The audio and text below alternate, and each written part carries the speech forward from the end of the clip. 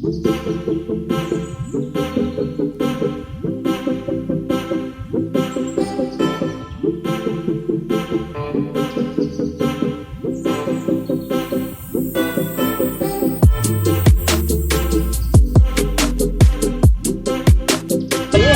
डालिए बस आप गए मत डालिए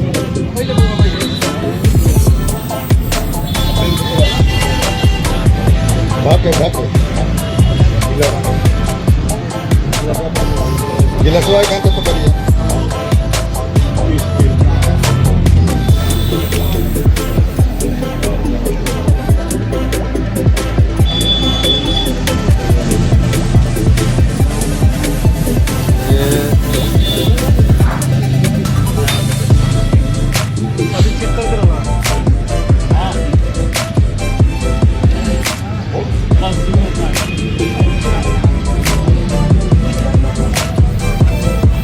हो गए हाथ तो उसमें आप धोलिए जैसे हाथ धोते हैं मलते हैं आप धोइए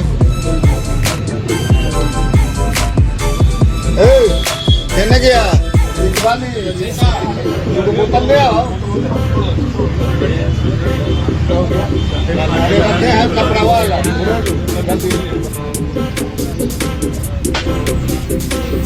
आओ दुबई ले अभी जल्दी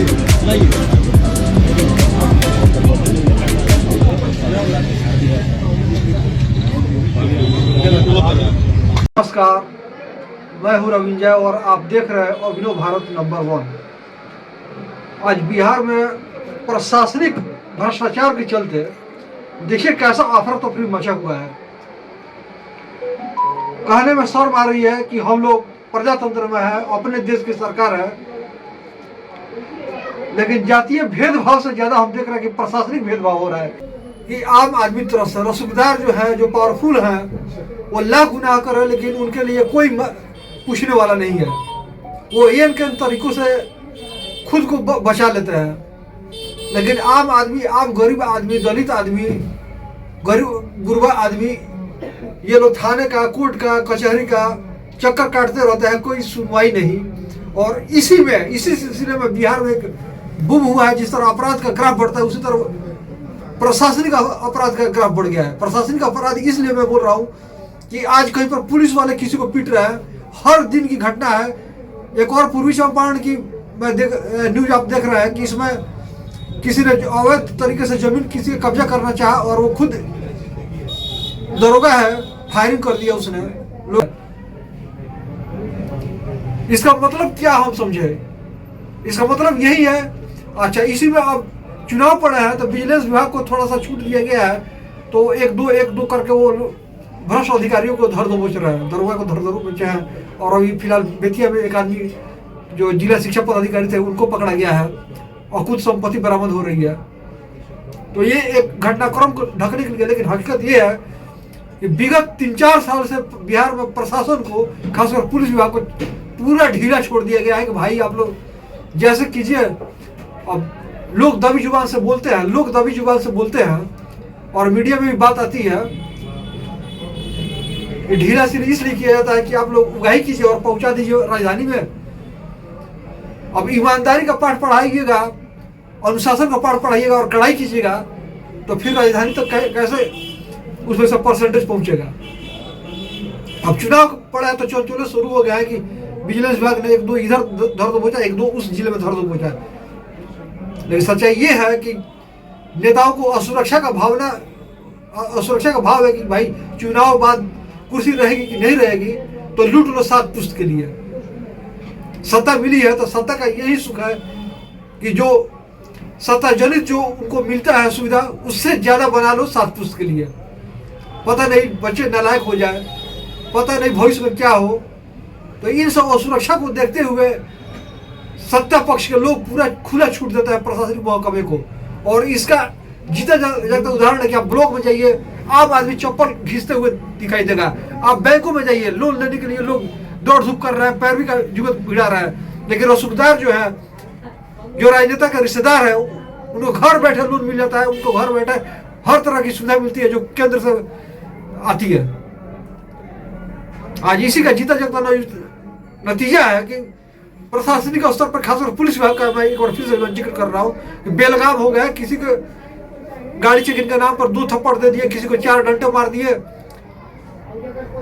आज इसी का बिहार से गया दूसरे राज्य में, हरियाणा में एक व्यक्ति को जिसका जमीन संबंधी विवाद था, उसको पैर तोड़ दिया गया, दोनों पैर तोड़ दिया, उसको दोनों लड़कों को पीटा गया सामने। ये सब बिहार का कल्चर गया है। मेरी बात भले ही उटपटांग लगे या आप लोग उसे सहमत न हो, लेकिन सही बात है। पहले एक समय था कि बिहार से शिक्षा का प्रसार होता था, ज्ञान का प्रचार होता था। एक से एक यहाँ पर ऋषि महर्षि वाल्मीकि जी का यही आश्रम था। लेकिन कालांतर में आज आधुनिक समय में बिहार से क्या हो रहा है, तो बिहार से क्राइम जा रहा है, क्राइम का आइडिया जा रहा है, और भ्रष्टाचार जा रहा है, और भ्रष्टाचार करने और डराने धमकाने के तौर तरीके जा रहे हैं। प्रजातंत्र हमारा है। हमारे पूर्वजों ने, हर जाति के पूर्वजों ने अंग्रेजों से लड़ाइयाँ लड़ी थी, तब जाके ये देश आजाद हुआ है। आज अंग्रेजों को मार भगाया गया, लेकिन उनके जाने के बाद भ्रष्टाचार का इतना आलम हो गया है। और खासकर पुलिस डिपार्टमेंट आज भी अपने आप को समझता है कि हम ब्रिटिश राज के हैं, हमको सरकार के खिलाफ जो बोलना है, भले ही सरकार हो, अपनी ही क्यों ना हो, उसका डर दिखाना है। तो भाई आम आदमी पे ही डर क्यों रहता है? और आप लोग गुंडागर्दी अब चले हैं करने, मारने पीटने चले हैं। आपसे अपराधियों को डरना चाहिए था, आपसे माफियाओं को डरना चाहिए था, लेकिन आप लोग डर किसको दिखा रहे हैं? सीधे साधे गरीब गुरबा लोगों को, जो खुद डर रहता है, सौम्य रहता है कि कुछ ऐसा चीज ना हो जाए कि हम किसी विवाद में फंस जाए। तो ऐसे लोगों को डरवाया जा रहा है। तो इससे हासिल क्या हो रहा है? इससे हासिल ये हो रहा है कि थाने में डिमांड बढ़ गया है, ब्लॉक में डिमांड बढ़ गया है, सरकारी अस्पतालों की सुविधा नगण्य है, और वो चली जा रही है कहाँ पर? उसका कमीशन खोरी पटना। जी धन्यवाद।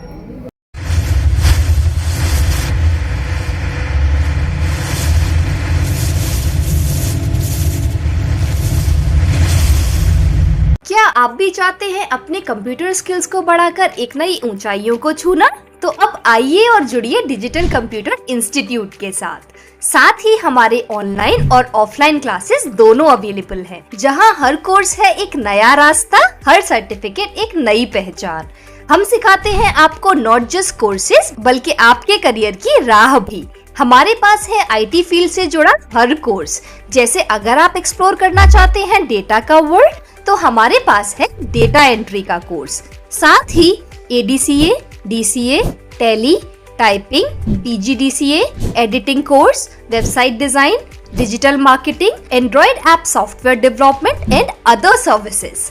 हमारे पास हर कोर्स है जो आपकी करियर की रेस में 4 चांद लगाएगा।